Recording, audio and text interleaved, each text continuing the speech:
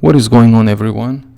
If you are getting the same error message as I am when trying to type out the formula, let's see if we want to get a random number between 20 and 60, we get this kind of error message. It's either this message or something more descriptive, like if you're trying to type up the formula but you type something wrong, Excel doesn't recognize if you are trying to type the formula, that kind of stuff. And the traditional way of fixing the problem would be, first of all, you have to make sure that you're typing the name of the formula correctly and that you are providing the required number of arguments. If it doesn't solve your problem, go over to the system settings and click on the time and language.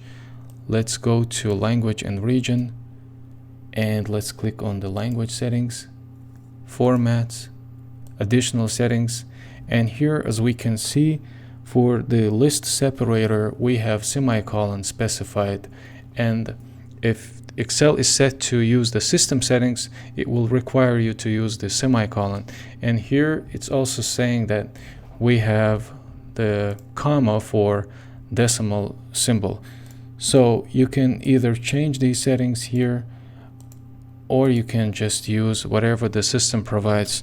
So let's try to type the name of the formula again.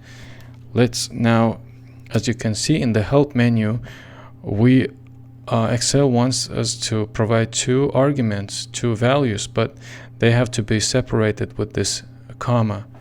So let's try something like 20 and 60. Instead of the comma, let's use now the system provided separator. And now it's working correctly. If we copy it, it's working. So that was it, guys. Easy, quick fix. If you find this useful, please like this video, subscribe to my channel, ask questions if you have. Thanks for watching. See you next time.